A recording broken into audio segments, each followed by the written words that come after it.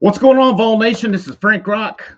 This is Kerry. This is the House of Orange Sports Channel. It is Monday, September 23rd, 2024. Tennessee comes off. Pretty big weekend. Let me get us a little more up closer. There we go. Let's get them pretty mugs up here for everybody to see right here now. But just a big weekend overall for Tennessee. Started, I think you got to take in the whole weekend and just how big, how special this Tennessee, just campus, this university, this whole thing is right now. It started Friday night. You were there, Morgan Walling. We got to talk about it. We got to talk about the whole experience of how that brought it out. So go ahead and start us off with your experience Friday night, how cool that was, and then we'll progress through the weekend. Yeah, Friday night was awesome. There was a lot of people that came into town that have very visibly never been to Neyland Stadium. Traffic was awful. Parking was awful, which that's expected. It kind of felt worse than game day, even though there was a lot less people in attendance than in game day. What was the attendance, by the way? I never saw that, actually. It was around, I know they admitted like 80,000 people, so I would assume somewhere in the range of 79,000 to 82,000 would be my assumption. Okay. But it was amazing. It was great to get in Neyland Stadium. It's always great to get in there, even though it's not a game. Ernest and Hardy opened up the show. They weren't the greatest, in my opinion. I spent absolutely forever in the concessions line. They had some volunteers or something. It wasn't the normal people. I spent 30 minutes in the same line. I moved 5 feet, so I ditched that line to go to another one just to get a drink. That's not even the beer lines. The beer lines were horrific. Like if you wanted to get a beer, you're waiting over an hour at least. It was well worse than it was on game day. So that was kind of a cluster. But the concert itself was amazing. I mean, they had these little bracelet things and they like lit up throughout the show. They were like collaborated with the show. So every time like the songs and stuff would change or throughout the songs, everybody's bracelets would light up different colors. That's really cool. That's what you see on Twitter. People are wanting Danny White to get on that, to put that in. That'd be great for not game experiences. Just overall, the atmosphere was electric. It still wasn't as loud as it is on third down. It'll still be louder at home against Florida and Alabama this year because they did have to bring in their own speakers. It's not the same speakers you hear in Neyland Stadium. But it was an electric concert. Seeing Tony and Hunter Inslee walk out with the trophy with Morgan, that was just a special experience. That came out of nowhere. I was expecting something because I knew that Morgan always did the huge walkouts, but I was by no means expecting that. Lights went dark. Everybody got hot. And then you just saw all the guys, Christian Moore, Blake Burke, Dean Curley, Hunter Inslee, and then Cal Stark, I believe, as well. So that was just huge. That was a huge start. And then it all translated on from there. Eric Church, yeah. That's who joined. That was his guest on Friday night. I know last night's show was a lot better for obvious reasons. But overall, absolutely electric weekend on Rocky Top. Yeah, man, just that. I mean, I'm trying to think who else you had. Billy Amick, Xander Seekers, Kirby Cannell. Yeah, Kirby. Was Dylan Dreiling one of them? Yeah, he was there. Dreiling, I think it was around 10. So I'm guessing also, the minor league season over with? For the most part. I do know Ariel Antigua, Dalton Bargo, and JJ Garcia was there just because I walked right past them. So okay. Yeah. But they weren't on the field. I mean, that's pretty cool. Who would have thought Tennessee baseball in that? I mean, Tennessee baseball coming out 80, give or take 80-some thousand people out there. Baseball. And this crowd just goes nuts over them. And, I think football's always king on campus. But, buddy, I'll tell you what, baseball's not far behind either. People love baseball at Tennessee right now, and rightfully so. But you had the Friday night. Obviously, the football game, which we'll get to here in just a few minutes, just on display for the nation to see. And, I know people had mixed opinions at the end.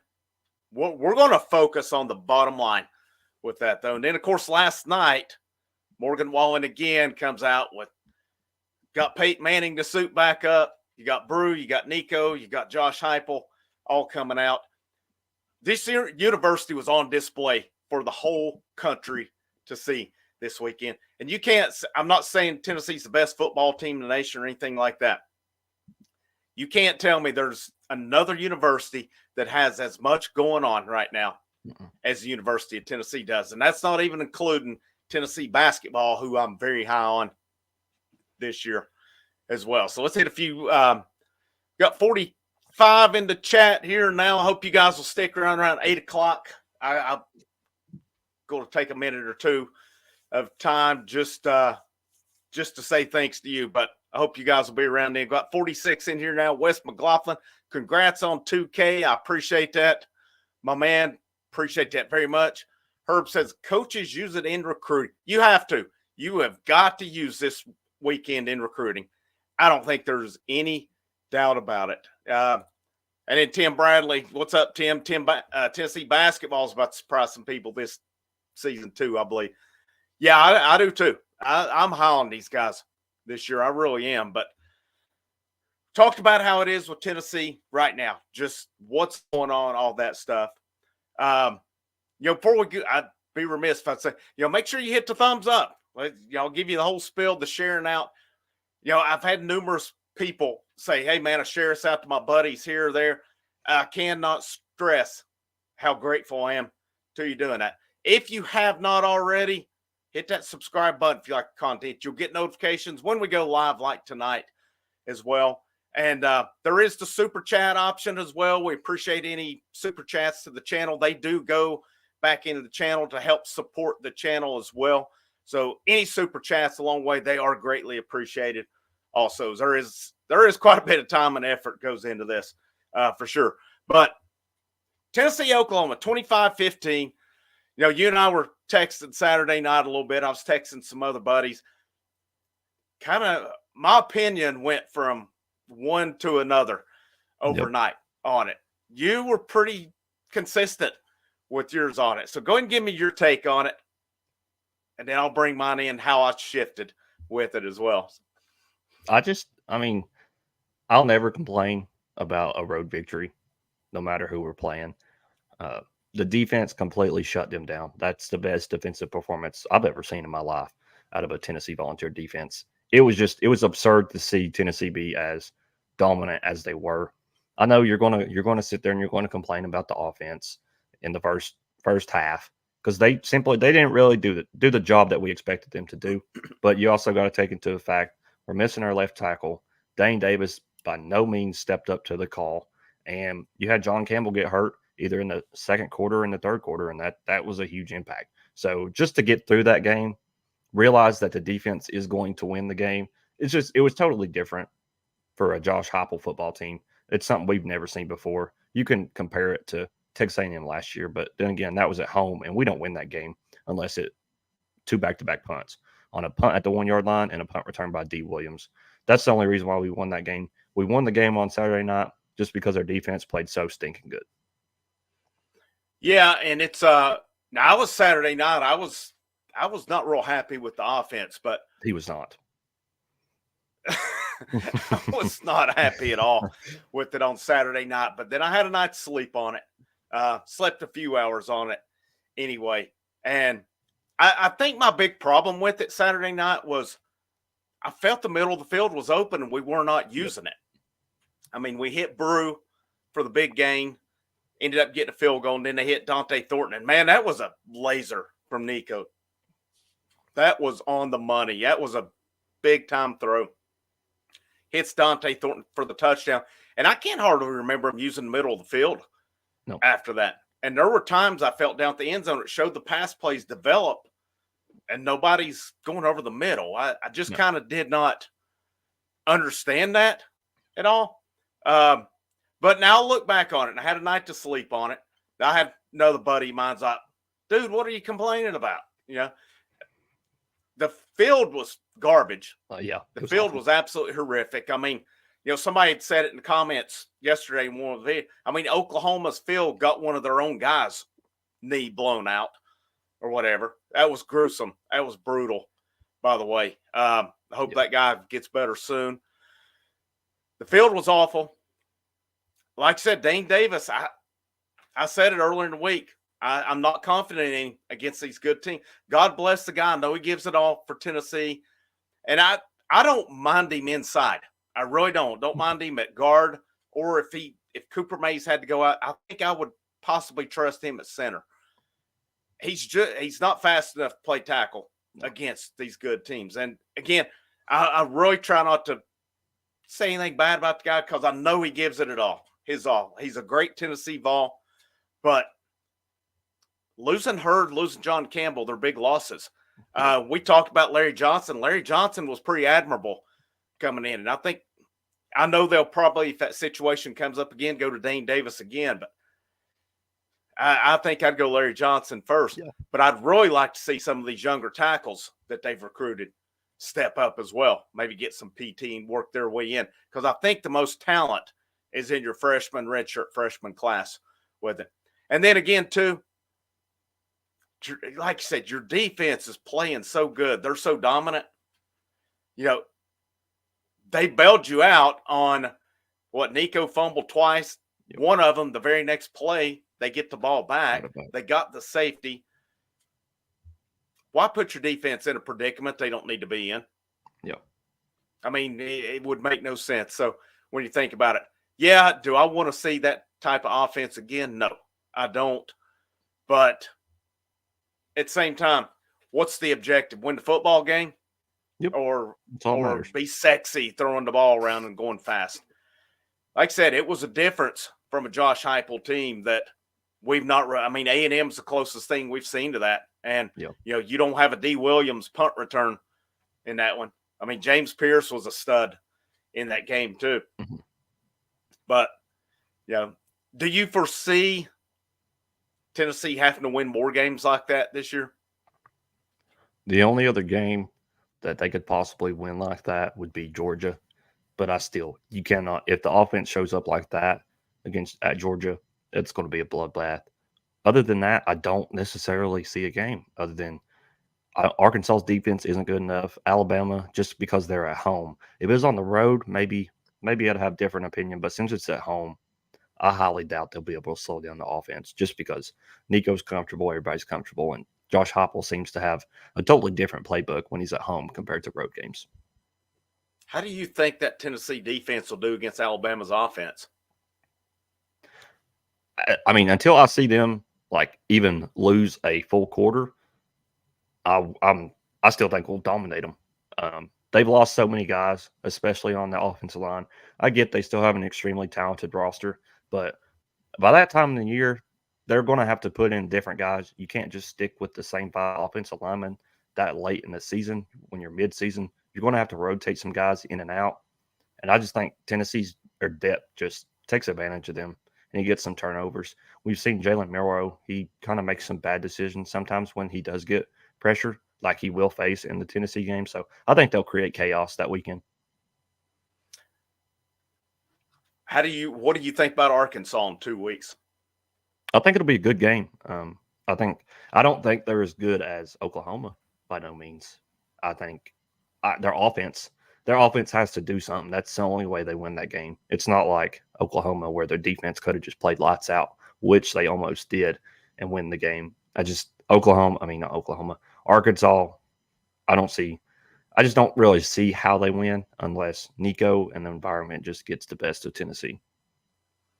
I think it's a case of Arkansas has a better offense than Oklahoma, but I don't think they're going to have anywhere close to the same type defense. That was a very good Oklahoma defense. That was a great the other night. I would have liked to see how we would have done against Oklahoma with our tackle and with both tackles. Both. But, I mean, you've got to prepare moving forward. John Campbell has not even played 40 snaps in a game yet. I think we got to go forward with the expectation that we need those other tackles to step up. Could David Sanders Jr. step in and start right now? Let's reclassify him right now. So, I mean, let's go ahead and get it in and see if we can put a phone call in for it. Let's hit some of the chat here.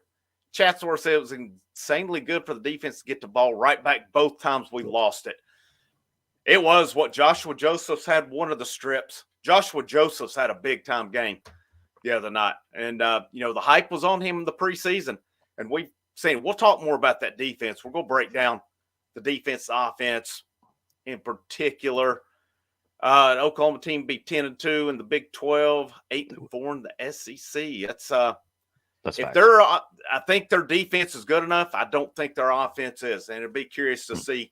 Or is our defense that good that it made their offense look bad? That's the question I'm really curious to see on that one. I could see 8-4 out of them. I don't know what their schedule is off the top of my head, but they're going to play Texas. I mean, that's going to be for sure. The way Texas is look, I can't see them beating Texas. And I'm not sure on the rest of the schedule. I mean, they play Auburn this week. Oklahoma does. Auburn's a mess right now. Yep. Hugh Freeze is gone after this season. You think so already? You see the stuff that Bo Wallace posted about him? Yeah, Bo kind of lit into him a little bit, didn't he? I mean, my opinion completely shifted because I know Bo's really credible. I mean, I loved Bo when he was at Ole Miss. So if he's saying that, he's got to go. I'd fire him instantly if that was me. Yeah, if I was the athletic director of Auburn. Yeah, well, Auburn's kind of going through that stage like Tennessee did. Harsin from Boise obviously did not work out. Now you got Hugh Freeze, who's a mess. I mean, I don't know. They must.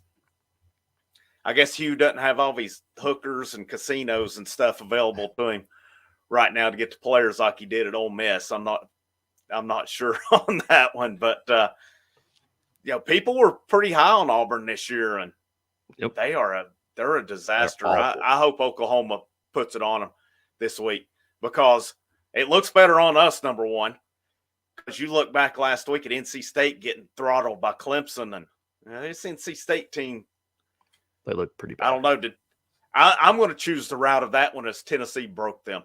Yep, we're going to choose that route with them. But this is a very good point right here. So good to see we can win in different ways. That's a good sign moving forward. Elite football teams are able to win multiple ways on this. How many different ways do you think this team can win a football game? I'd say the only two ways, offensively and defensively. I don't think you'll see another special teams win. Special teams could win one for them? I don't think that's You don't think Gilbert could win a game for them? Or Jackson Ross? Well, I mean, is Max Gilbert kicking 10 field goals for 30 points? He might have to. I wouldn't complain, personally. He might have to. I actually saw him the other day. I saw him after. Oh, did you? Yeah. I like face-to-face with him. Shake his hand and... No, it was more of an awkward moment. I came right out the door of the class, and he had been coming out the door of his class, which was right next to each other. So it was kind of like we both made eye contact. I was like, "Hey, I know who you are." I didn't say anything, but it was still kind of weird. He's got a big head. So no, does he? Well, yeah. I mean, I think Tennessee could win a shootout. I think they can win a grinded out game, and I think they could win a low scoring, even lower than the other night game if needed. I think the defense is that good if the offense were to struggle that much, which I don't know that there's any other defenses outside of Georgia that can really hold this team down, though. Do you agree on that? Or yeah, I fully agree. Yeah. So, I mean, I think there's – but, I don't know that there'll be a shootout game this year unless it's Alabama. That's the only one I can see. I think Georgia – Kentucky. No way, man. There's no way. Hell, not. It's in Knoxville this year, right? Yeah, that's going to be awful. Gerald Mincy, it's coming. It's coming, buddy. Oh, my gosh. That dude, man, I bet he's going to crap his britches full that game. They better wear dark uniforms that game because his backside's going to be dark that game. How violent is this defense?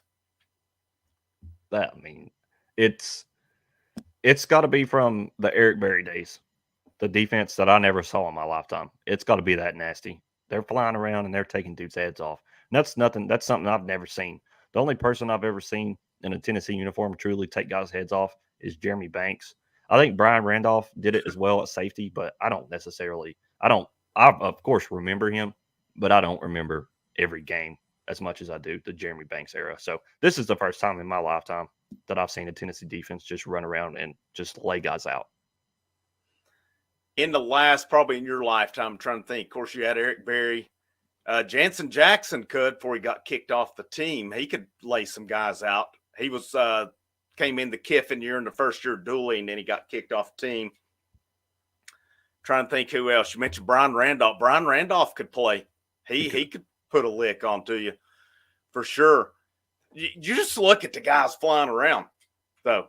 I mean, Jacoby Thomas, my goodness, he will absolutely crack your skull. And then Arion Carter, Keenan Pilley, they don't get shorted either. That's not even including some of the linemen, some stuff. But Jacoby Thomas is the one to me. That dude absolutely wreaks havoc on people and what he does. It's insane what he does. I want to talk about all three levels because I think they're playing off of one another, and I think there's a lot of credit to give here as well. Let's see, Dane Davis, a lot like Fulkerson, one of the lats to appreciate his love. I mean, Fulkerson wasn't a walk-on, but I mean, Fulkerson was there. His last year, it was kind of, he got to that point where washed. It was kind of time. Yeah. This is right. West McLaughlin, Arkansas's got the running quarterback. Yeah. That is right. So we'll see how it's stopped. I mean, my one concern was Oklahoma started getting some yards late, and I don't know the reason on that one. I don't know if it was just if they had kind of eased up on the coverage or if it was just some busts maybe at that point. I had a lot of backups in, like third stringers in those last in the fourth quarter. I saw that. I think their last series, we kind of put a lot of the starters back in, but before that, there was a lot of third string guys in there, especially when they tore us up.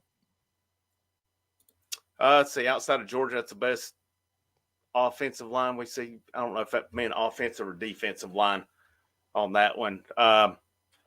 Backwoods, Tennessee, what's up, man? Congrats on 2K. Only up from here. Appreciate that. Yeah, okay. Herb said D-line. Okay. Yeah, I think so as well. I think Georgia's the next best defense we'll see for sure.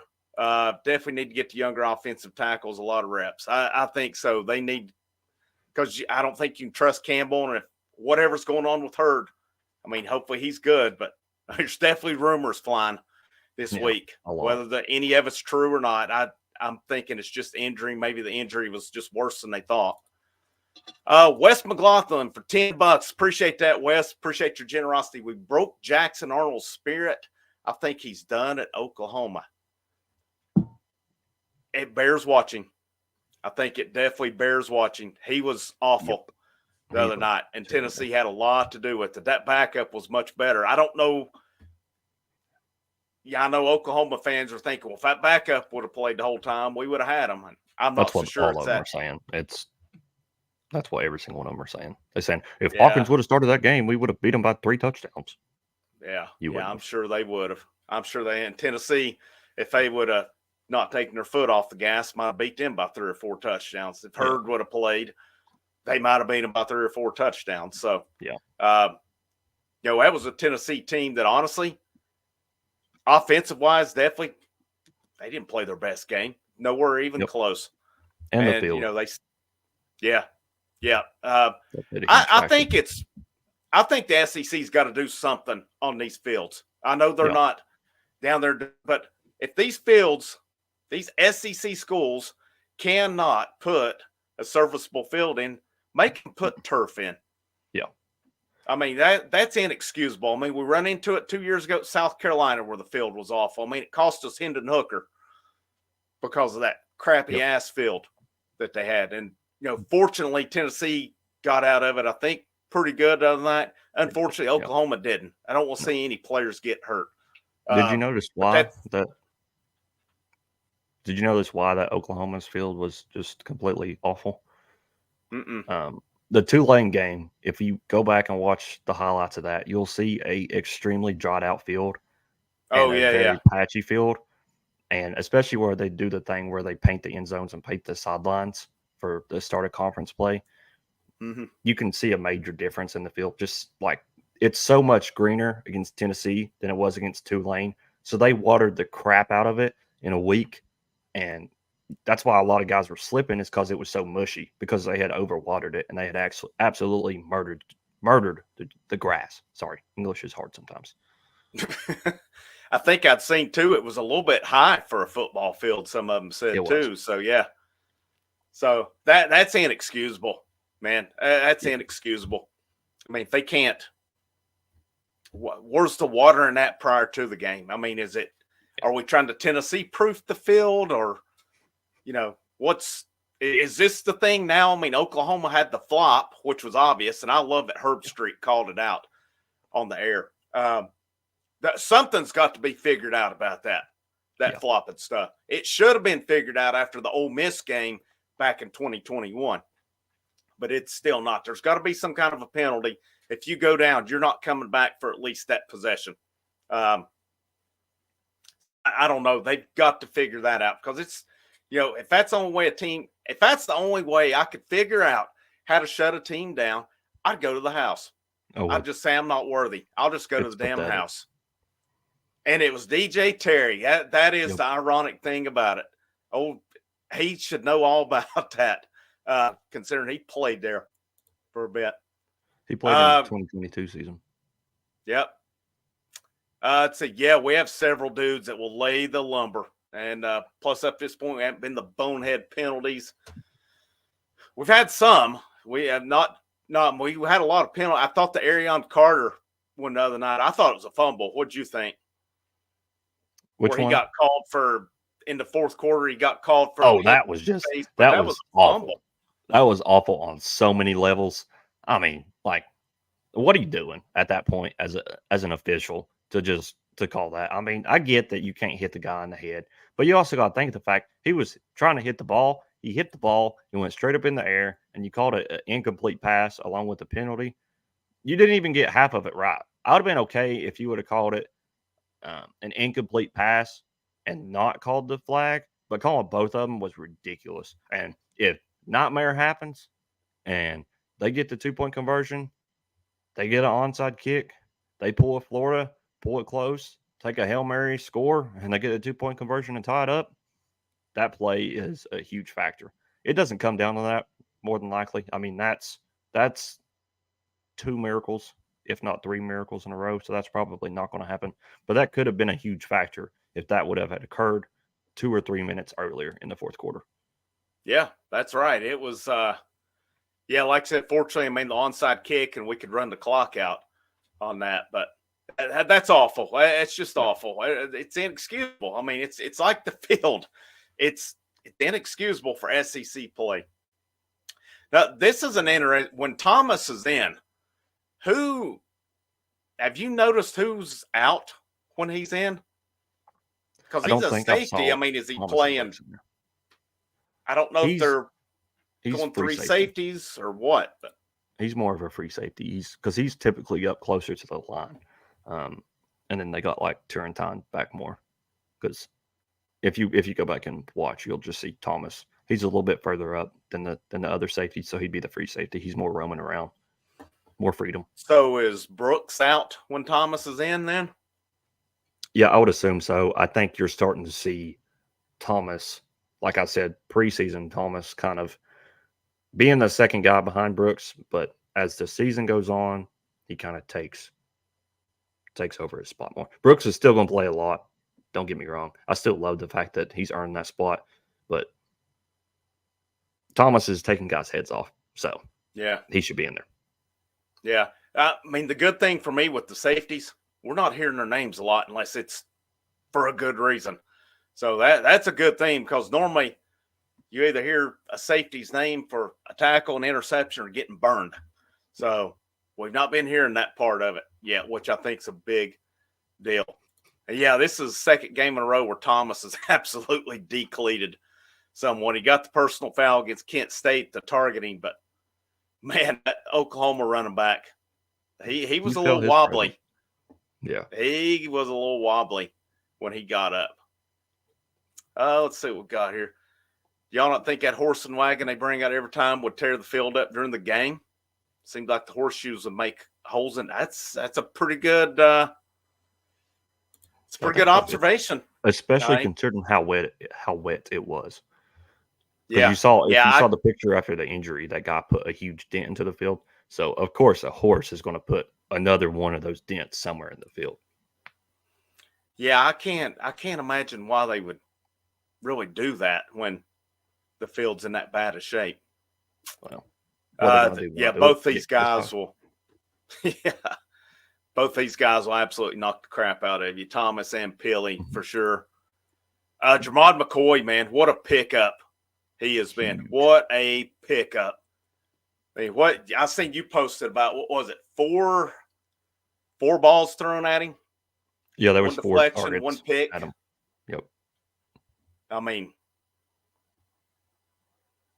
0.0 passer rating allowed.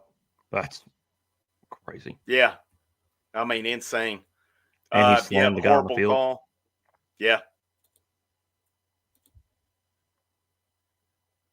But I mean, they said it on the. I mean, if it's not a fumble, it is the right call. But they were saying on the telecast, what was the rules of if it's a fumble, that's not a penalty. No. Is that right? Which I mean, and that was clearly a fumble. No, you can't convince me that that was a forward pass. No, the ball was coming out before his hand was going forward. If it would have just been a sack and he would have nailed, that is a penalty. But apparently on the fumble, it's not. And the rules official even said that. I thought Ricky Gibson got a raw deal. He got a pass interference in the first half, and I thought it was a joke.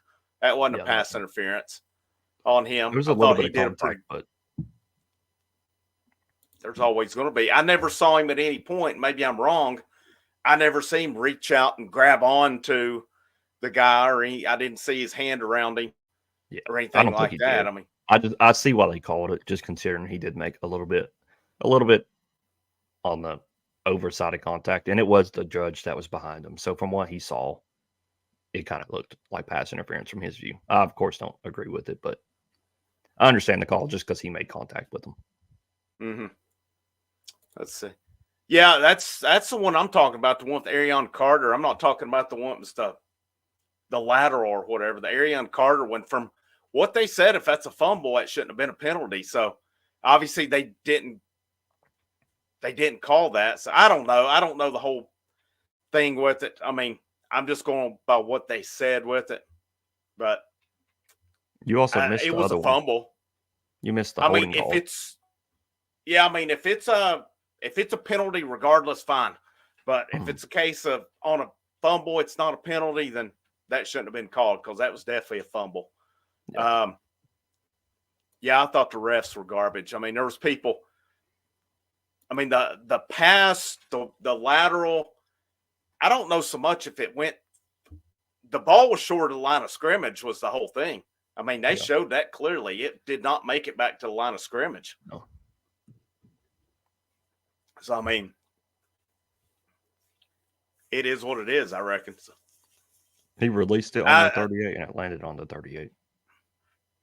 I thought it was even shorter than that, actually. So,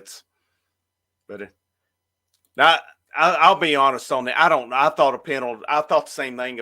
You hit the face mask, it was a penalty too. But I'm pretty sure they said something about it. If it's a fumble, it's not a penalty. So I don't know. I can't keep up with the freaking rules anymore. They change them so much that. So if we go to defense, all levels, man, is Tim. Are you ready to eat crow? And I'm not saying just you. Are you ready to eat crow on Tim Banks yet? Nope. I mean, I'll give him a little bit of credit. He's done a fantastic job. But Rodney Garner's still holding this man together. So he's going to have to give me 2 more years in this system of him doing somewhat similar as he did on Saturday night for me to fully buy in. I still think, I mean, when you take the performances of South Carolina, Alabama in the second half, Missouri last year, and Florida last year, right now, the bad games still outweigh the good games. So he's going to have to even that up in my mind. I'll give him the fact that he's done a great job this season, but I'm not going to ignore the last few years, and he's still got to prove it to me in the future. Here was my next question, and Michael Palmer beat me to it. Is there, if Banks keeps this up, is there next couple years, or is he on some list to be head coach next year?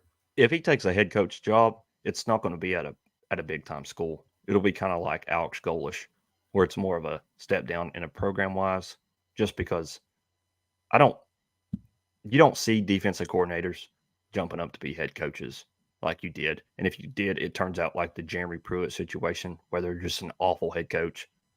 So maybe a head coach job at like a smaller school, but I don't know. I think you can keep them. I don't see why you couldn't keep them.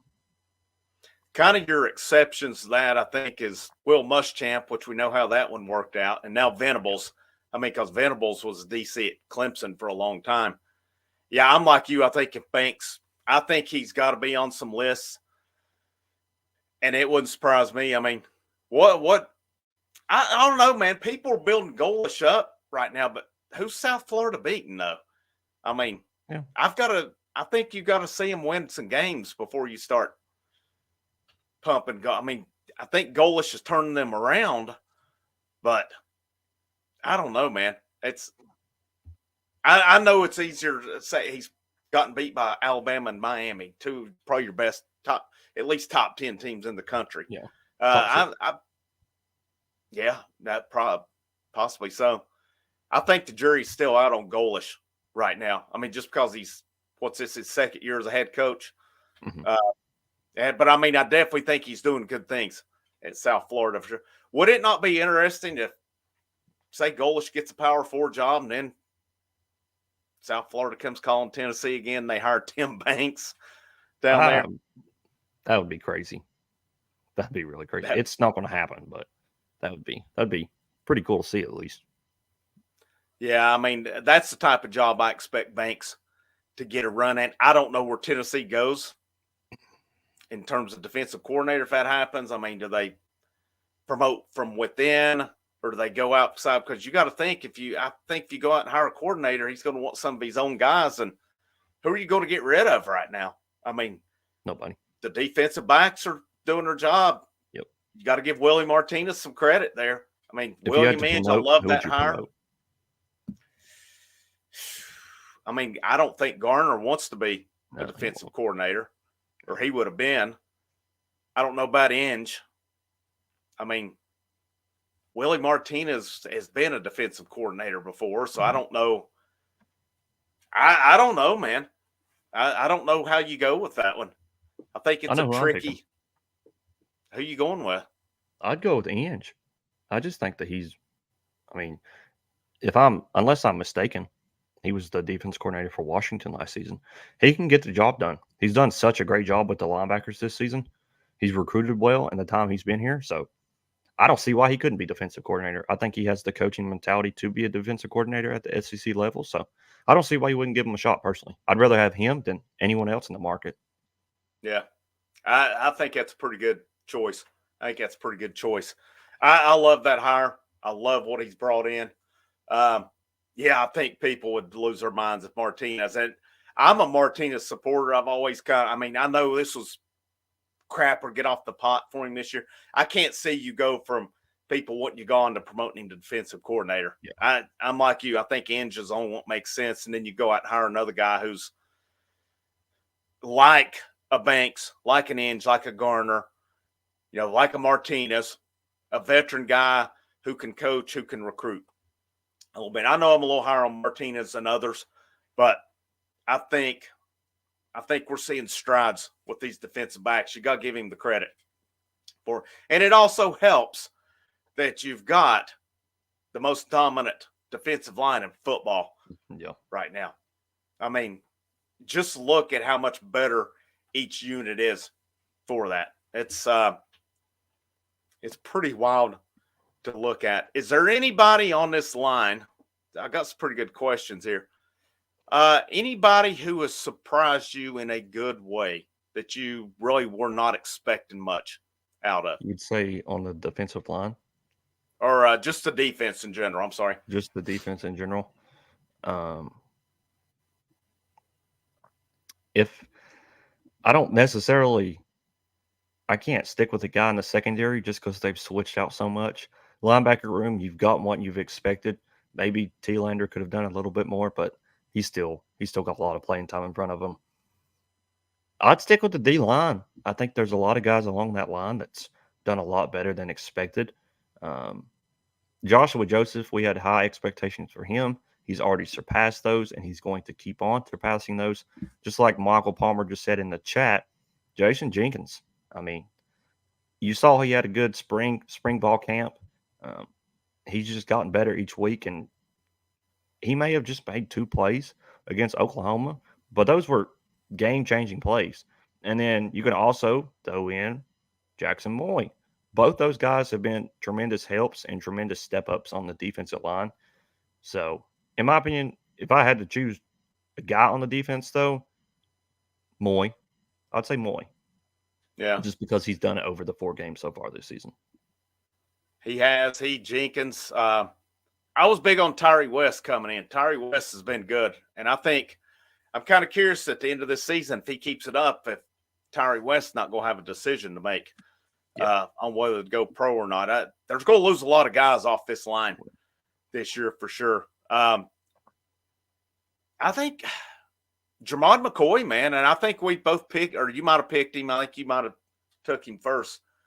He surpassed my expectations, though. I thought, yeah, we'll get a good corner in. Got's played some at Oregon State. This dude's he's a dude. He is a dude. I mean, he is so good. I mean, how about Christian Harrison making some plays? He played really good the other night. Christian Harrison had some plays. Christian Charles had some plays. Hadn't heard his name in a bit. We've not heard, Will Brooks had the interception return against NC State. Anything we've heard on the safeties has been good. Nobody's getting past them. Nobody's getting past these corners. That's pretty good.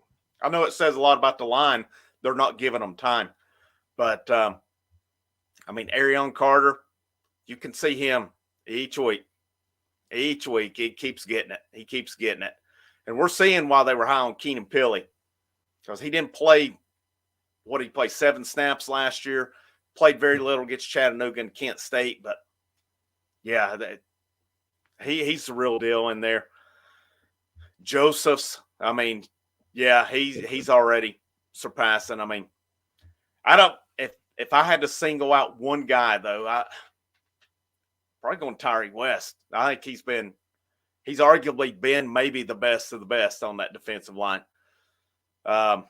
What's your thoughts on Pierce so far? This is a good question.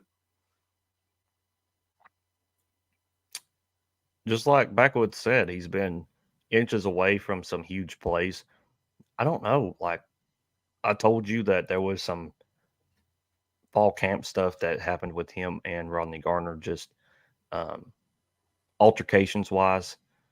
I don't know if he's gotten so cocky that he's kind of forgot some of the fundamentals, because he's not finishing in my mind.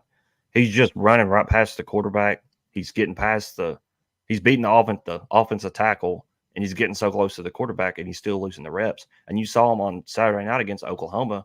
There were sometimes he had beat his man, and he kind of just stands there like a fish out of water, and he doesn't know what to do. Like, there's multiple times that in the season so far that he could have had sacks. He just made the wrong decision. So I don't know if it's a mental thing that he's going to have to get over. I don't know if he got too cocky seeing that he was supposed to be the number 1 draft pick next year, because you can say like, oh yeah, he's met expectations because he's got double teams and that's caused everybody else on the defensive line to pop off. This is a guy that we were expecting 4 games into the season to have 5 to 6 sacks by now, and he maybe has 1 so far. So in my opinion, he's not met expectations whatsoever in my mind. He may still change that, but he's got a lot to clean up, in my opinion. I'm still extremely high on him. I'm not going to hate on him. It's a mental thing to me. I don't think he's been what he was last year by any means. I don't think he's been bad either, though. Yeah, I do think teams are going away from him. But we'll see. You're right. He has some things to clean up for sure. Does he clean them up? There'll be a game or two coming up, whether it's Florida seems right for the pick and to me one for him to really go off on. We'll see about Arkansas as He well. has a lot of I mean, I think opportunities. you got to say he's not met expectations right now because Tyree West has been better than Pierce has so far. And Joseph's. And I was going to say, and arguably Joshua Joseph's too. I've got a little bit behind here. Some of them Inge. So this is a good one. Wonder what the pitch was that Tennessee got Inge away from Alabama. I've wondered that. I don't think he was there long enough. Now maybe. I don't think he probably didn't fully had his mindset. I don't know if he signed a contract or whatever, but I don't think he knew that he could have did better. Why would you? I personally don't like the decision of sticking with the head coach when he makes a jump like that. Just go your own route, branch out at that point. And he's branched out to Tennessee, and here he is dominating. Where at Alabama, he would have flown completely under the radar. And here at Tennessee, he's getting the recognition for what he's doing. I don't know what the familiarity was. I can't remember what it was of Banks and Garner and Martinez and these guys. I'm thinking there was some kind of familiarity before that as well. But, yeah, I mean, I think if Banks were to move on at the end of the season, and if you go within, I think Inge makes perfect sense for it. I really do. I think he's the ideal guy for it. We've not seen Hobbs much. I don't think it's anything against Hobbs. I think it's, like you said here, just these older guys are playing so well.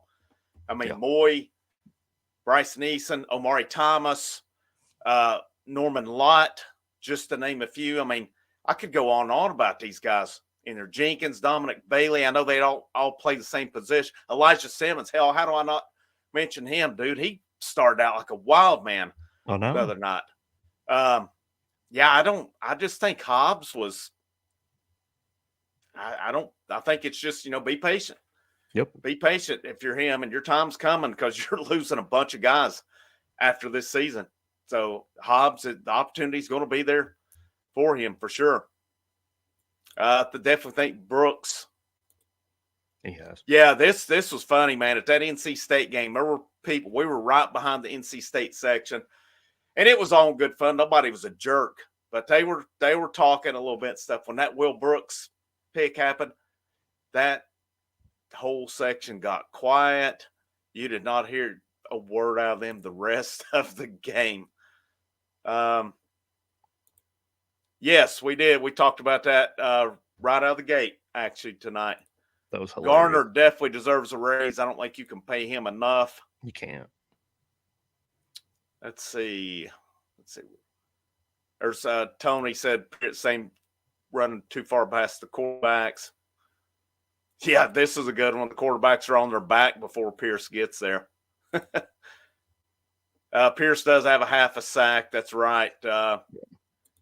Chatward 1979. Have a good one, man. Appreciate you tuning in. All right, I think I'm about called up. Here, I'm going to take a minute here since we're 49 minutes in. This thing hit 2,000 subs overnight last night. I cannot, just stress and thank you guys enough for your support. My goal at this point in the year, my goal for the year was 1,200 subs coming in, and I wondered if that was not a bit ambitious, actually, because I did not know what to expect. But, man, it's just continued to flow. It's continued to go. And this thing's about to get really busy. Basketball starts tomorrow. Fall ball for baseball starts Wednesday. I don't know if we'll have time to get into those tonight or not. But, man, when that starts, that's when this channel is really going to take off because that's our bread and butter right here are those sports. It's a competitive market for football. Trying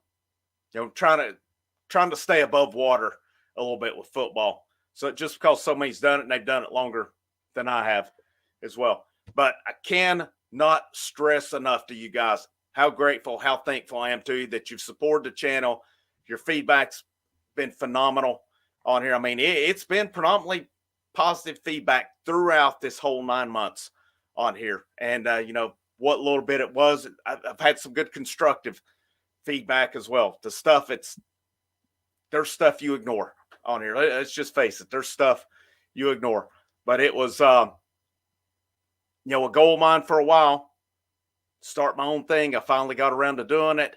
Yeah, I could go on. I'm going on a whole spill because it's about thanking you guys and it's about Tennessee football. That's what this thing's about. It's not about me. It's fun to do.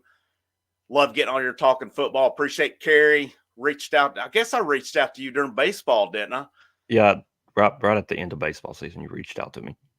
Yeah, and then I kind of halted the live stream stuff a little bit, and then I reached back out, and he was like, "Yeah, let's go." And he was like, "Yeah," I told him make sure my microphone made it down here. I had to do. Yeah, I had to make sure my microphone made it to Knoxville.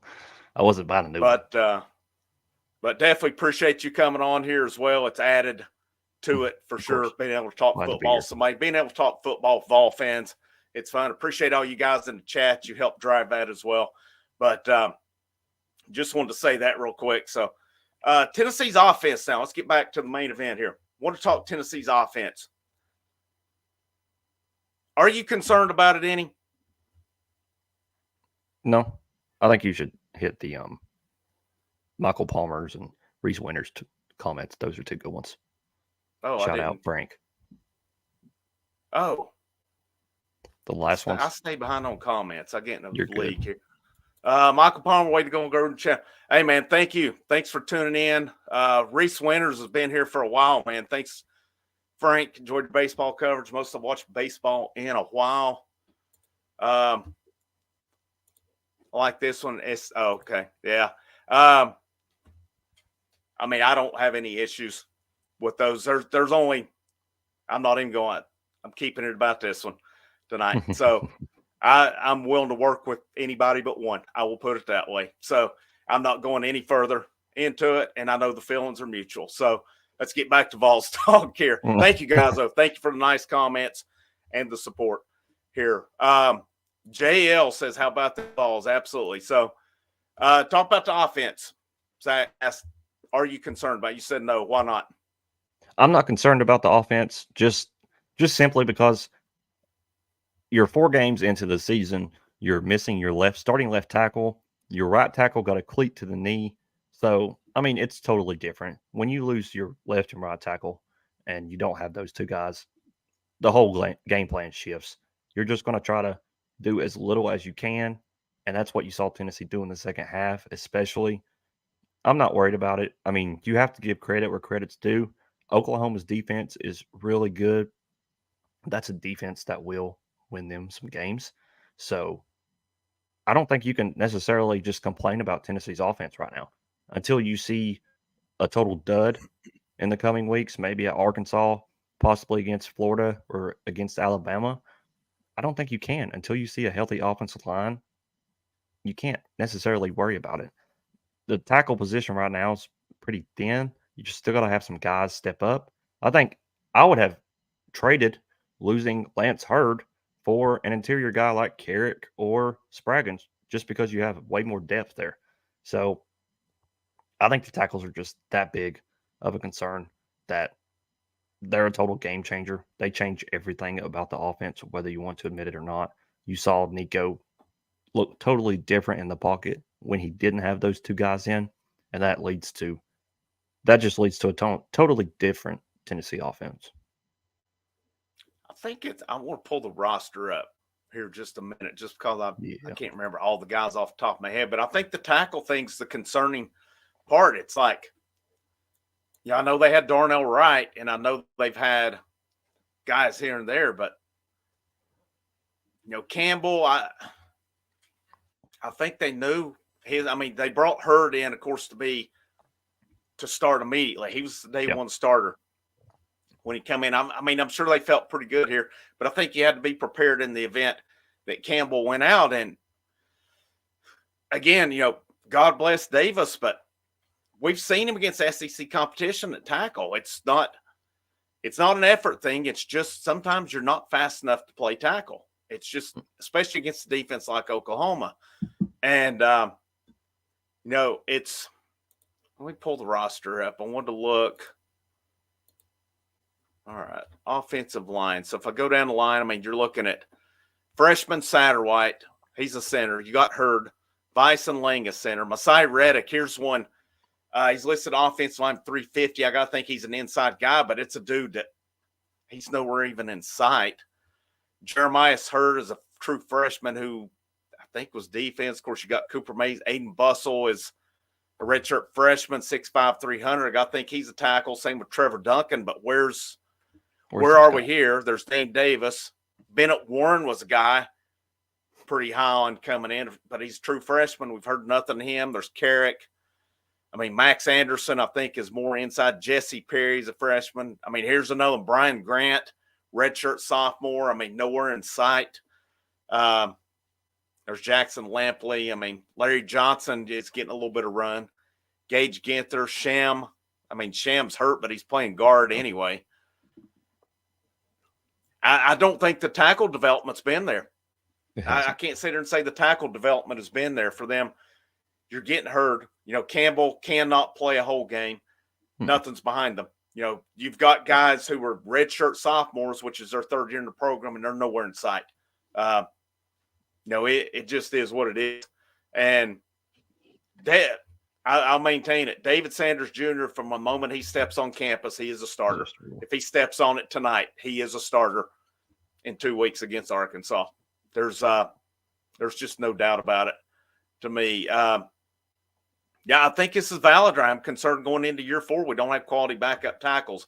I think there's talent, but you know, some of these who's developing though? Larry Johnson, it's good to see. Yep. He's starting to play a little bit.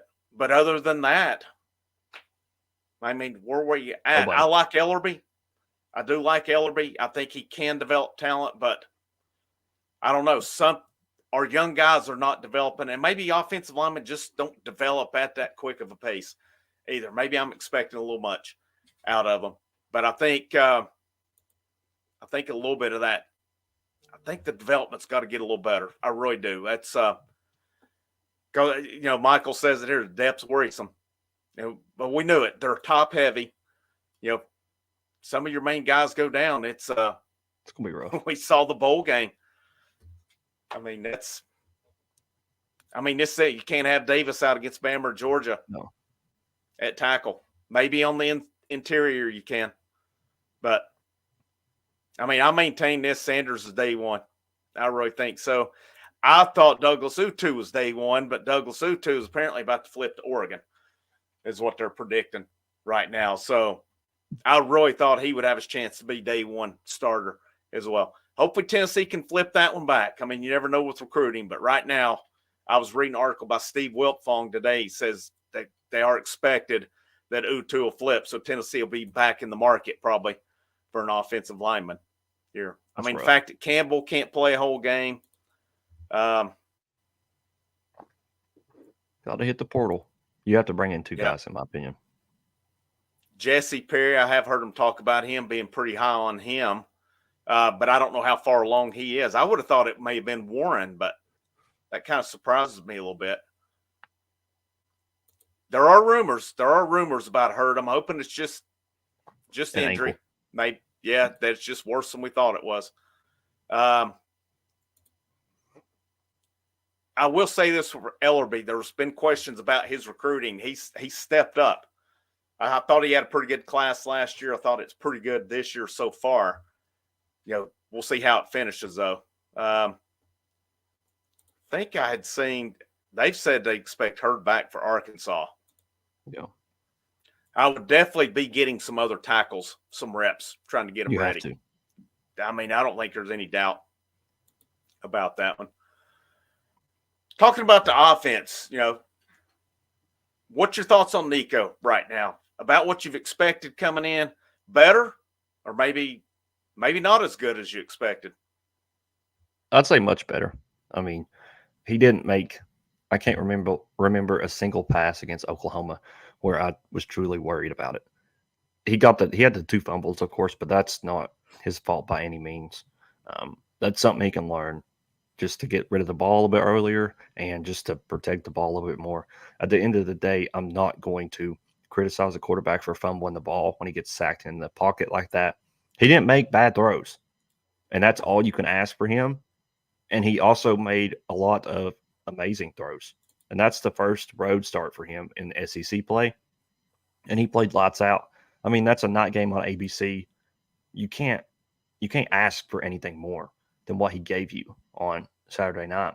If you look back, he maybe had 3, maybe 4 incompletions going into a few minutes into the fourth quarter. He kind of got away with it towards the end, but he was really, really high up there on his completion percentage. And that's saying a lot. I mean, you kind of expect a quarterback on the road in the first half to have a lot of incomplete passes like you saw with Jackson Arnold, and Nico didn't do that. So far, he's totally blown past all my expectations. What about that throw where it got called back, but he was going to the sideline and threw it on the run to do come back? Was that not an impressive throw? That was really impressive. I still don't think that's a hold on Carrick. That's such a, if you go back and watch it, that's such a touchy hold call. I mean, he barely tugged him for half a second, and they didn't call that at all last season against Tennessee. That happened every game, 3 times a game. They didn't call it at all. And there was 2 guys that threw the flag on that play. So that's what made me really mad about that play, is that both the refs in Cole Kubelik's video took the flag out and threw it instantly, and they didn't call that whatsoever last year. How many times specifically last year? I know Tyler Barron. If Tyler Barron had $1 for every time they didn't call hold last year, he would have had his NIL money. Yeah. I mean, it was ridiculous. I'm with you. I was watching that today, and I'm like, where's the hold on this? It's a freaking double standard a lot of times, man. I mean, I don't know what it is with Tennessee's that they don't get the calls on it. But and then you get one like that, which just a little nitpicky call that goes against them. But I'm good with Nico. I mean, you got to have time on it. I think he's going to learn pocket presence more as it goes along. I think that was one thing in the bowl game. He could have gotten rid of it a little bit more. There's some pretty good. There's one backwoods. I'm going to get your comment in a minute because we talked about this one off air a little bit before we went on.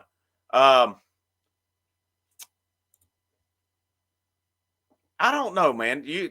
This is a pretty interesting one. Do you think they've really unleashed Nico yet? No. Yeah. No.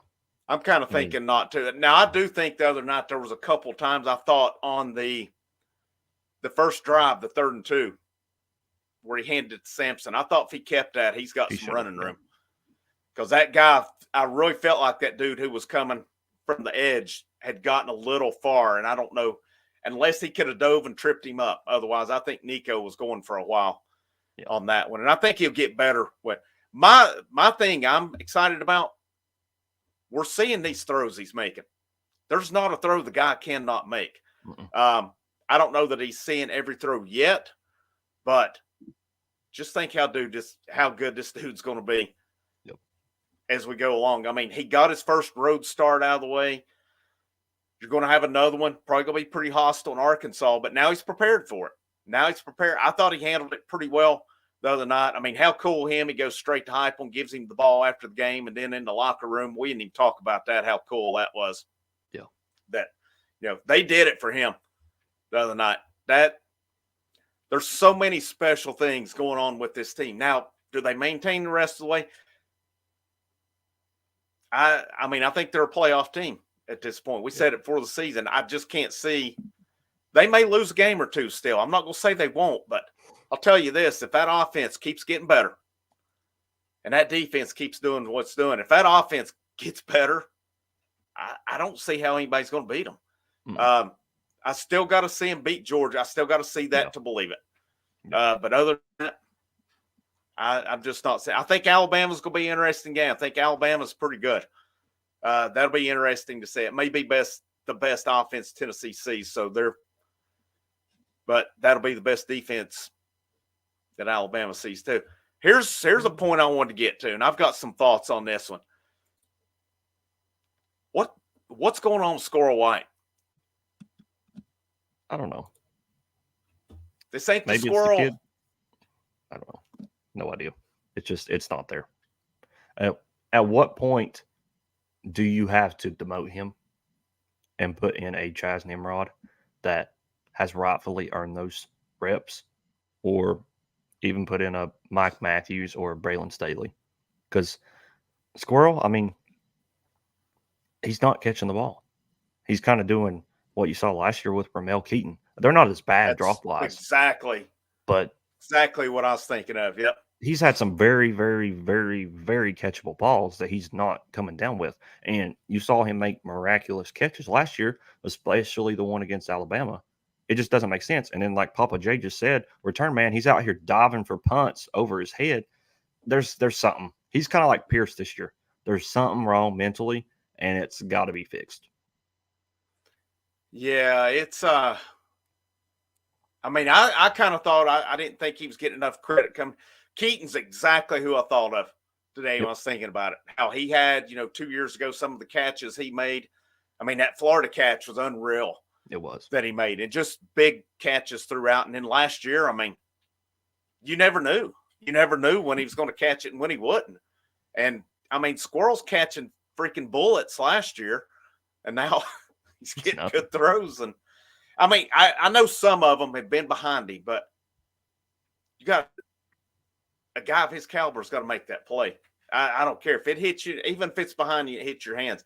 If you're that good, you got a scholarship playing the SEC, in my opinion. At this point, he's coming back next season. He's not going to the NFL. Oh, he's definitely back. He's definitely back, I think. I don't think there's any doubt about it. I think they got to look at it. They have to. If he doesn't step it up, Chaz or Mike Matthews, you got to say, I mean, I'd like to see more Mike Matthews to say, I mean, what little I've seen of him, he looks like the real deal. I mean, could you even possibly, I don't think you mess with Dante Thornton based on what he's doing, but could you move him inside, move Brazel out? I mean, no, but you don't. I don't think they will based on the way he's, getting separation and burning guys out wide. I mean, Brew, they said he'd be faster. He's definitely faster. Yep. He's definitely more explosive. It's crazy in this day and age how these guys get these knee injuries, and that was a pretty brutal one he had last year. And look at him, he comes back. Yeah, faster. His was an ankle injury though. Yeah, but still, man. I mean, an injury's an injury like that. Did you see the clip on ABC Saturday night where they showed his ankle and he has the huge scar? No, I didn't see that. It looked pretty nasty. Yeah, and I mean, him still coming back like that, that's still pretty impressive. No, we saw some four receiver the other night, though, did we not? I think we saw a little bit of four. I don't remember four. I saw it a couple times. I know I did. I might have dreamed some stuff, but let's see. Let's hope we beat Georgia. Yeah, for sure. I talked about this one as well. Squirrel scared me in the punt game. He did. Yep. With some of those. Those could have been game-changing plays. Fortunately, he made the catches. The guy's better than this. He's better than He's got to step it up. This team needs him. Because I think Brew's your main go-to guy. Thornton's doing his job. I mean, other than that, we're kind of waiting on another guy to step up. I mean, some guys have had their moments, but no consistency in it. I mean, that diving catch on that punt, whatever that was. That was ridiculous. Yeah, is he having trouble seeing the ball? I mean, it's a valid question. It happened. That's I mean, we've seen it. I was gonna say we've seen it in baseball. Who's say it couldn't happen in football too? Slipped at the 3-yard line on that free kick. Yep. I'd like to see Nico on the run a little bit more throwing because he is. I think that's when he's best. He is lights out. He is lights out on the run. We saw it in that bowl game and the times he's done it this year. He is completely accurate on that. So that would be 2 times that he's got outside the pocket. Had a huge play, and it's got called back. Miles Kitselman against NC State. Dante Thornton this past week against Oklahoma. That's 2 times he's got outside the pocket, made a huge play, and it got called back. Yeah. The offense is definitely more versatile. Oh, yeah. I mean, with that 12 personnel, with the tight ends, I mean, Oklahoma did a pretty good job taking that away the other night. But, Okay, I'm wrong on this. He missed 3 on the run. So He did. He missed some. okay, I still think he's pretty accurate on the run. Definitely not member. Wes McLaughlin, new member of the channel. Appreciate that, Wes. There are the membership tiers on here. If you've not checked them out, check them out already. All that, the membership, the Patreon, the $1 a month for Patreon, it does go to support the channel. Of course, there are the super chats, the super thanks. All of it is appreciated. Your likes, your shares, they go a long ways. Well, I appreciate all of them for sure on there. Any final thoughts on Oklahoma game? Special teams look really good. Special teams had returns. Jackson Ross, finally got to see Jackson Ross a little bit. He didn't miss hit a single punt. Every single one was good because I watched. Yeah, and he got a foot. tough break on that first one because the gunner lost where he was at. Yeah. But that was a good punt. Yeah, I mean, he pinned him back deep. Have you seen the video where they got right before the safety? They got the false start and Eason. I saw it live. I was like, I told my dad, I was like, "Did you see that?" He's like, "No, I missed it." I was like, "Those two guys down there, they were jumping around, celebrating, getting a false start." Hilarious. That was hilarious to see it. That's just a bunch of ruthless dudes on that defense. There he is. I mean, the B2A is hilarious, and they're bringing the belts every week too.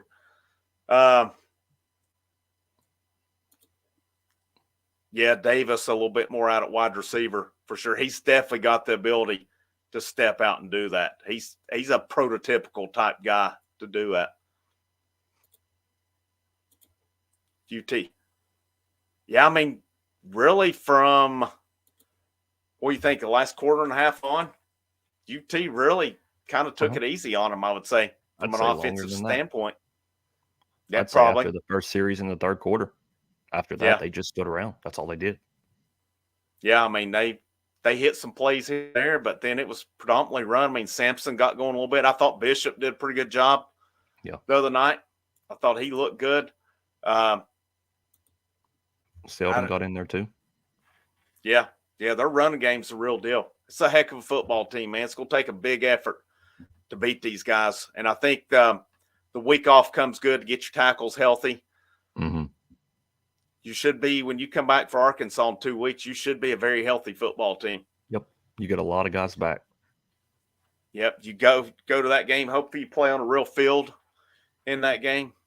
Take care of business. And then you've got Florida. I don't care what they say. You need to drill Florida. And then you got Alabama. That's the big home game this year. Knoxville, I mean, the home games have been Chattanooga and Kent State, and they've been rowdy. What in the world is Florida and Alabama going to be? Arkansas is a night game. I kind of thought it'd be an early game. It's a freaking night game again, though. So it's either 7 or 7:30. I'm not complaining. Yeah. Wish we'd get a 3:30 game. I hate sitting around waiting all day for a 7:30 game. They'll probably give us a 3:30 against Alabama just because they'll have Georgia and Texas that night. Yeah. I just want to be able to watch the game. That's all I care about. It's at Texas, right? Yes, it would be at Texas. I wouldn't be surprised due to time zone that they do that. So, yeah, I bet we get 3:30 Georgia, Texas. I mean, that's a big day of football right there. That's huge day.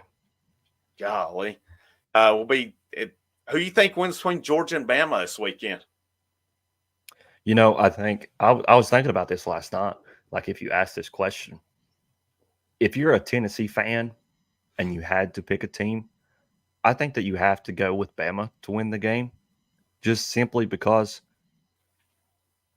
you get Bama at home and you go to Georgia. If Georgia wins on Saturday, okay, then the Bama game is less credible. And whenever we play Georgia, if we don't keep it within 10 points, they're going to do everything they can to discredit us. And that'll probably still be an 11-1 season, but they're still just going to write us off at that moment, in my opinion. So I think it sucks to have to root for Bama. I mean, I'm not going to root for Bama. I just hope Bama does enough to pull away on Saturday night. But I think if you sit down and you look at it, I think you have to have Bama win the game, which is, if you think about it, is also heartbreaking because they got a new head coach and they beat Georgia in the first time they play them, which is just demoralizing. But it's got to happen. I think that's the best case scenario too. And I mean, Georgia's still got to go to Texas. Yep. And they've Ole got Miss. to go to Ole Miss as well. And Ole Miss is going to be good. Ole Miss has still got to have that big win though to get over the hump because they've been there and they've not really had that big win under Kiffin. I think for him to get to the next level, they're going to have to get one of those. I think Missouri's overrated. The fact they had to go to double overtime to beat Vanderbilt. They should have lost that game. There was no excuse for Vanderbilt to lose that game. I watched the majority of the second half. Vanderbilt lost that game, and Vanderbilt outplayed Missouri. I mean, it's we'll see. I mean, Michael Palmer, Dart already has 1,600 yards thrown. We'll see what they can do against that Georgia defense whenever they play it. I mean, the shame to me is Bama and Georgia both can't lose this weekend. That's a shame that they can't. It wouldn't happen, lose, though. But you know that wouldn't happen. No, it wouldn't. If both teams lost in the same weekend, the U.S. has blown up. If that happens, if both of them lose in the same weekend, I mean, the world can't handle Tennessee Twitter that weekend if that happened. It would be absurd. No, SEC people be resigning if that happened. There'd be refs getting fired and everything that week over it. I think you got to want Bama to win this week. I think the same thing. You got to want Bama to win. And then hopefully Tennessee takes care of business at home. And, if Tennessee loses to Georgia, they just do, I guess. I mean, you got to factor in the home stuff. I mean, unless I just see Georgia flat out fall apart, which I think they've gotten their scare and got it out of their system. Yeah. But we'll see. I mean, it's going to be a big game for sure this weekend. We'll find out more about Georgia.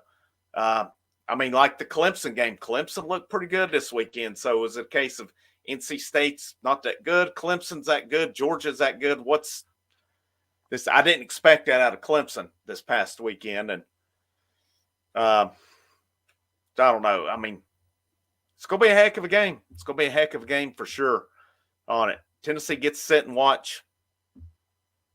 I mean, I think you want Bama to win. I'm with you on that one. And that way you get Bama here in about a month, 4 weeks, and they're right at number 1.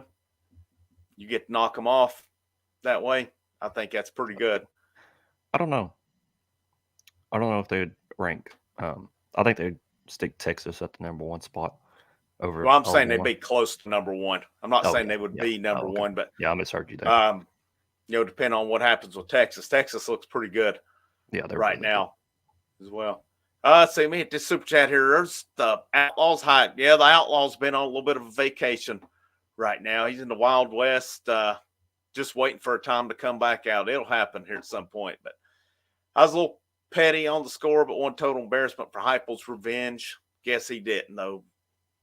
Thumbs up or peace, Rock and Carry.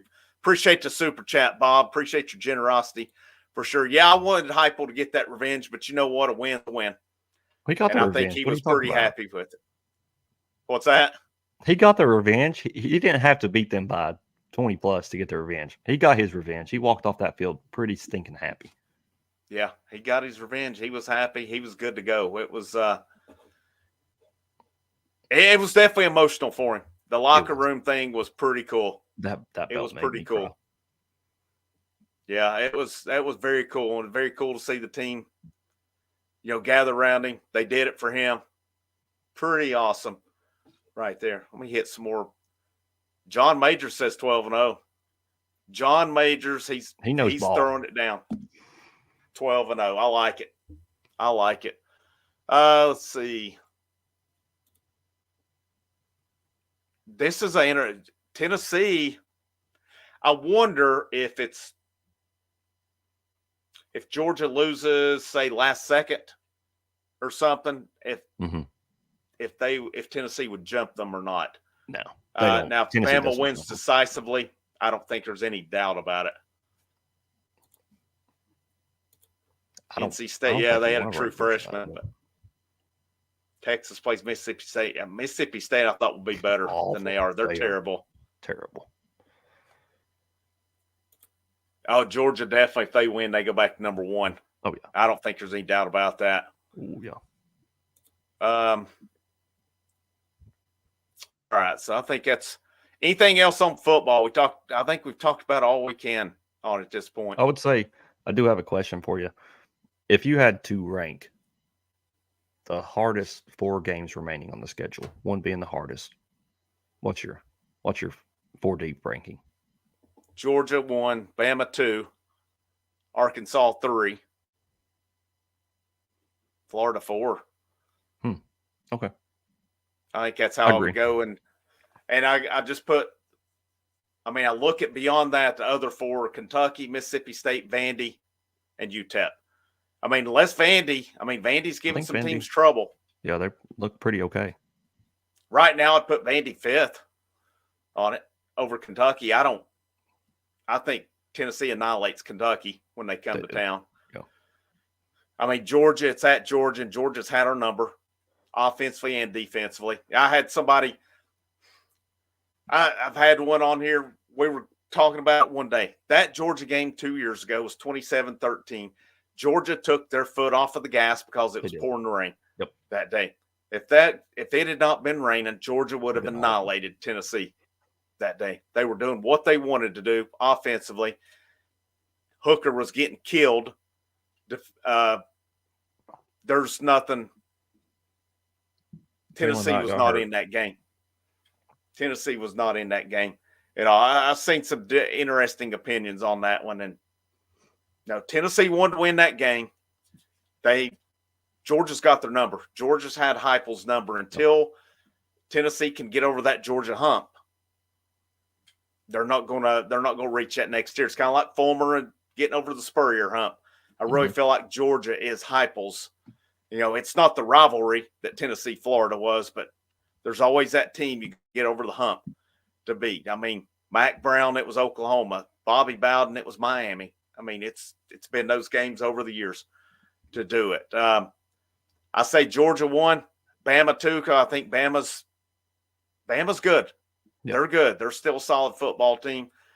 But I don't really think any of the rest of them I say Arkansas, it's on the road. I think Arkansas is decent, but I don't really see any reason Tennessee should have trouble with them. Their offense is better than Oklahoma's, but their defense isn't. I think Tennessee wins that one. And then Florida, Florida's always Florida. How many times over the years should we beat Florida that we haven't? Yep. How would you rank them? Georgia 1, Bama 2, Arkansas 3, and I actually put Vanderbilt at 4, just considering at that point in the season, we could be 10-1, and there's a possibility of a SEC championship game. There's a possibility of a high playoff ranking at line. Vanderbilt's not a bad ball team at this point.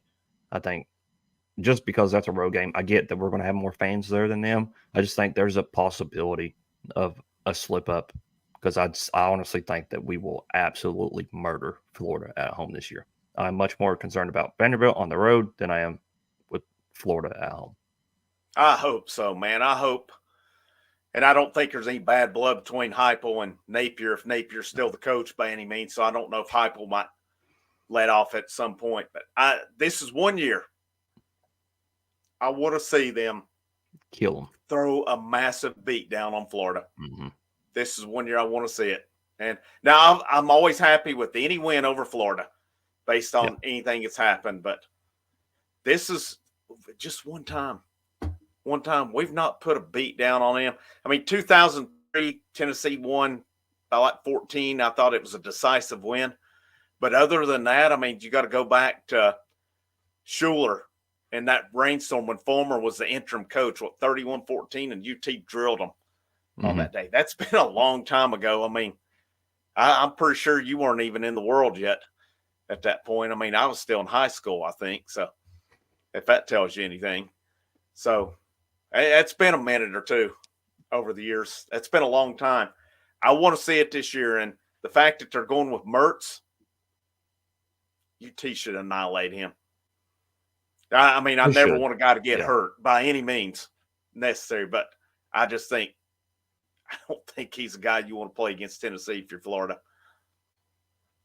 I think it'd be a bad night for him. It'll be a long night in Knoxville that night for Mertz. I wonder if Georgia, this is a good one, still set. Bowers was big for that team. Delp. They don't have the replacement for him. Delp's pretty good. Yeah. SEC pretty top heavy. Yeah, top 5, 6. I agree with that one. I think if you went, Texas, no specific order. I think Tennessee, Texas, Georgia, Alabama, Ole Miss. Who am I forgetting here? I don't think LSU's that great. They aren't. No. I think South Carolina might be a little better than I thought they were, but I still think Tennessee. Yeah. I wish Tennessee played them. And I think Tennessee would drill them. Yeah. The Tennessee Titans are a professional American football team based. Okay, thanks, Alexa. They're talking about Tennessee Titans here, so I don't think Auburn's very good. I don't think Mississippi State's good. Alexa, stop. Missouri? No, Alexa got mad at me.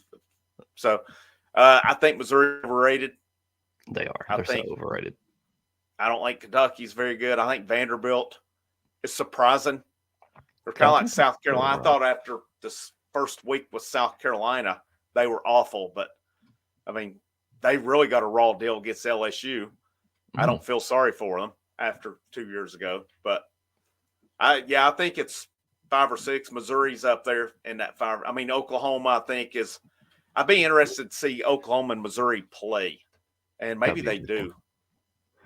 Maybe they do. A little bit of a rivalry. Yeah, I'm kind of wondering. Let's see. Because I don't know Oklahoma's schedule off the top of my head. So they've got, you said that are at Auburn. They're off. Then they've got Texas. Then they're at,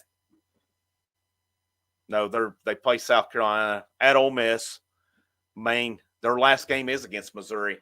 So that could be an interesting one in the season. Right there. It could be a really interesting game. Tennessee, I think this is your top 5. I think there's a drop-off after those top 5. Let's see. Anything else on football? Anything we've not hit? Not that I can think about. All right. Hit real quick. So basketball starts. First practice is tomorrow. Rick Barnes said today, what was it he said in his interview? Said, I've never been in a situation where everything's rolling like it is right now at Tennessee. I don't think we've talked any basketball on here. So how far are you into basketball review or anything right now? I've not even looked at anything, if I'm going to be honest. I'm expecting a better team this year than I was last year, all around. You can't replace Dalton Connect, but I think as a team, this team is going to be a lot better. Just together. You don't have to rely on Dalton Connect like you had to last year to win as many games as we did. It's going to be an all-around effort, and it's going to be nice to see because you got a lot of guys that are really good, and you're not relying on a guy like Connect, and you're not having to draw the blood out of Santiago Vescovi and Josiah Jordan-James, given everything they've done for the program. But I'm a little bit happy we're on to the next chapter. In my opinion, those guys did a fantastic job, but it's nice to see something new and not have to rely on guys that further in their career, they seem to not get much better, if at all. I think I'm the same way. I think you need that injection. Appreciate those guys, what they did. But, they plateaued. They plateaued a couple years ago. I mean, it was just inconsistency with it. I mean, James, I'm glad he finished out strong. Had a couple pretty good games to end the season, to end his Tennessee career. Vescovi, that I know that they didn't need him to score as much last year, but that was still less than it should have been. He was not good. No. And, I'd seen that he had some maybe personal things, maybe some family stuff going on too. So I wonder how much that affected him. But I don't know. I think the influx of talent coming in too. And I said it on here, and I'll stick by it. After that Purdue game, I was done with Jonas Adu. When he I hit was the too. portal, it did not hurt my feelings at all. And he had a good year. I appreciate what he did down there, but the fact that you're having to put JP Estrella in, who's played hardly any minutes against, say what you want about Edie, he's the best center in the country. I don't know about he stepping out or none of that, but as far as a guy who's going to take over a game, he was it. And the fact that you're having to put JP Estrella in on him because Adu's sitting over on the bench, couldn't be trusted. Yep. I was done with him. I said it in my post game. If he hits the freaking portal tonight, I'm good with it. And I hate to see Awaka go. I don't know that it was Awaka's best decision. I think he could have been a big part of this team. He's got to do what he's got to do, though. Yep. And but what they brought in, I'm just telling you guys. I know Chaz Lanier was the big one. Remember the name, Igor Milicic Jr. This dude is a stud. He is a stud. I know he wasn't. I've never heard of him at Charlotte, to be honest with you. Watching his highlights, he reminds me, I'm going to say Dirk. Mm-hmm. Dirk Doncic. I'm not saying he's going to be them by any means. But his ability to shoot, his ability to guard, to block, to rebound, to pass. I think it was Rod Clark said they even at one point in practice this summer run him at point guard some at 6'10". They said he looked pretty good too. Mm-hmm. I don't know if you'll be seeing him there. I think this dude's going to be big. I think Chaz is going to be probably your main scorer. But I think, Darling Stone Dubar, getting him from Hofstra. I think it was Hofstra, if I'm not mistaken. I'm pretty sure it was. So, I mean, he was top 5 offensive efficiency last year. People are high on Cam Carr. I've not even mentioned Zakai Ziegler. I've not even mentioned, somebody mentioned Meshack here. I think Meshack could be a double-digit scorer if he wanted to be. Yeah. He does the dirty work on the team. Love him. He is not afraid to get dirty. And they ranked, what was it, their top 20 defensive guys, and they had him outside the top 10. Mm-hmm. Crazy. No way. There is no way. He's the best defensive guy in the whole country. Yeah. Go ask Dalton Connect. Yeah. Akpar was on it. Zakai was on it as well. Go ask Dalton Connect who the best defensive player in the country was last year. He'll tell you it was a guy he went against every day. Cam Carr's got hype. I'm excited about this team.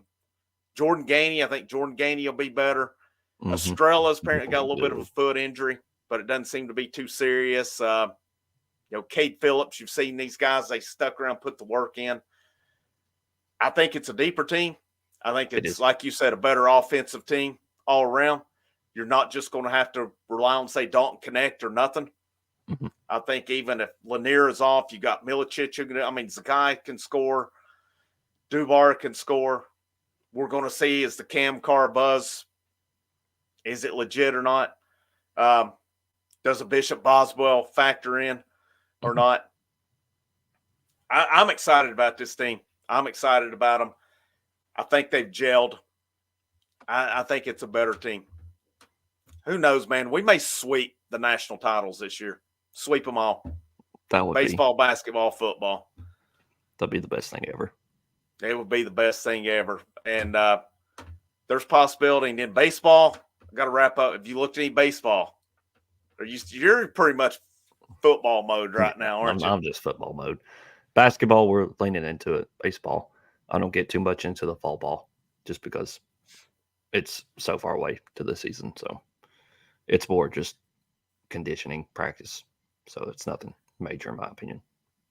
I think mine with baseball is sometimes you get pretty fortunate. And I've been having conversations about baseball that I never imagined happening. Just not to go too far into it. But I'm excited about this team. I'm excited what's coming this year. Baseball America. It was Perfect Game. Re-ranked after the draft. Tennessee maintained the number 1 overall recruiting class. There's a ton of talent coming in for this baseball team. You got to think, there's the guys returning that's coming back. How much better are they going to get? There's always going to be guys we've not heard of step up and take it. There's always that Dylan Dreiling. Well, we'd heard of him, but he didn't have a big role the year before. Same with Kavaris Tears. They had their moments. Your Trey Lipscomb a few years ago. Mm-hmm. Not much, got his time, took off with it. There's always somebody there. I mean, we hadn't heard of Hunter Inslee much 2 years ago. He stepped up, took over center field. Mm-hmm. It's always somebody. Xander Sechrist, look what he did at the end of last year. Maybe nowhere. not a great start, but who else would you have wanted with the ball at the end of the year? Yeah. I mean, You won the game. These guys are working. They're putting in the work. Man, I don't know. I'm fall ball. I would love to see fall ball because I think it's going to be an absolute knockdown drag out in the infield and pitching because there's a lot of returning pitchers, but there's some studs coming in. Yep. Especially freshman class. That's the guys I'm primarily looking at. There are some studs coming in, and we're going to get some. You got to factor in a lot of these guys I've noticed are 19 coming in. That means we may only get them for 2 years. Yep. And there's numerous guys that fall into that. And Dean Curley falls into that as well. Dylan Drowling was that last year. I know Blade Tidwell a couple years ago was the same. So it's becoming a little more of a norm now because if they turn 21 before the draft, they can leave and such. But based on what you got coming back, who takes the next step pitching wise? Marcus Phillips is a guy. If he gets his control down pat, he's gonna be good. He's gonna be good, and things are rolling. Lady Vols, I'm excited to see what Lady Vols will bring. I'm not sure if they start tomorrow as well, but it's got to be soon with them. Kim Caldwell says they're 10 or 11 deep. It's getting ready to get busy on this channel. And I'm here for it. I am here for it. 2,000 subs. We're on the way to 3,000. Let's hit 3,000 for this year out. It'd be incredible. Yep. But anything else before we wrap this thing up for the night? Go Vols. Biggest road win of Heupel's career. I don't think I rank it higher than the LSU win. So that's just huge. It was a huge win in my opinion, and it can't go understated enough. Isn't it funny how we kind of downplay that LSU one? Because I'm kind of the same with you. I think based on the time of day and all, if it would have been a night game, it would have carried a lot. I mean, a road win's a road win. It is. But I don't know. Tennessee's come out and hit them in the mouth. I mean, both teams have got to get ready for it. But biggest road win since 2006 at Georgia? Mm-hmm. Yep. I've been 3 years old. So, yep. Biggest win since then. Ainge was quarterback. Then I was thinking about Ainge and Casey Clausen. Both those guys, man, they could go win on the road. We've not had those quarterbacks to do it since. I mean, Dobbs didn't do it. Dobbs didn't do anything significant on the road. I mean, he lost games he shouldn't have on the road. Yeah. Hooker, I mean, he got the LSU. That's pretty good. Pretty good win. I mean, still all in all, but yeah, that Oklahoma win. Top 15 at night. First SEC game of the year. Biggest road win since 06, 18 years. Biggest road win, definitely the Heupel era, I think, for sure. Probably one of, would you put it second? Second best win of the Heupel era? Obviously, Bama was number one. Yeah, that's one. I don't know. Winning the Orange Bowl was pretty important. Yeah. That was really, I think it was important. too. Yeah. I'd put it up there with that if I had to rank. And also, I mean, the Florida game in that year was crucial. Florida, of course, wasn't ranked as high, but if you lose that game, you could have 4 losses in the season. I would rank them Bama 1. That Orange Bowl was because I think that just solidified the season. It did. And they were dominant. They dominated Clemson. Oh yeah. If they'd have had Hooker at quarterback, they would have put 60 on them. They would have put 6. I know for a fact. I heard this from a guy who played from Clemson. Who, when I was at Dutch Fork, he was up there playing, up there hitting one day. Played for Clemson. I think he was Klubnik's roommate. Said he was feeling it after that game. He was feeling it. UT put a beating on him. He's tough. He's a tough guy. Give him credit. for sure. Oh, Georgia, Dobbs did beat Georgia. Yeah, he I did. forgot about that. The Dobnail. How do I forget that one? Dobnail boot. That was the last definitely win his we've had biggest against one. them. So I go Bama 1. I'd probably go Orange Bowl 2. Oklahoma 3. LSU 4. I don't know. That Florida one too. You like I said, it's got to be 3 or 4. I'll go 3 just because of what it meant to Heupel. Yeah. Even though he downplayed it. But man, that Florida one, like I said, you don't win that one, what happens with it? And then 5, LSU. Does LSU win? Probably 5th. I mean, that was a pretty good win still yet. But I mean, we won 2 Super Bowls last year too. So do you move those up to 1 and 2? You could. I mean, beat South Carolina to win a Super Bowl and then won another one against Kentucky. I mean, yeah, I got bad news. Ain't nobody ever called them 2 teams a Super Bowl unless it's like South Carolina State or Western Kentucky or somebody. But I think we're going to wrap up on that. We've talked a lot. We've had a good show. Just before we get out here again, right at 180 people right now watching. That's awesome. That's our best one yet. And again, just want to say thanks to all of you for tuning in, for supporting the channel, for checking out the content, for giving it a chance. As we hit 204 yesterday, we're actually at right now, because I'm thinking it went up a little bit. Even tonight, we're at 2008 tonight. So it's gained a few more. Thank you guys for tuning in. Thank you, Wes, for joining the channel. Thank you, other members in here as well. If nobody's tuning in, it's not possible. Because I'm not one. If I'm getting a couple views, I'm going to stick with it. I'm just not. It's been a process. There's times where it's like, man, the views are down and stuff, but it's rocking and rolling. It's going to take off when basketball starts. So thank you guys so much. 9 months in, and it's just going to keep getting better. It's just going to keep on getting better as it's an everything channel. It's an everything school. The school's doing everything awesome right now. We're going to cover it all. We're going to roll with it. So we're going to wrap up on that one. He's Kerry. I'm Frank. We're the House of Orange Sports Channel. Last but most certainly not least, go Vols.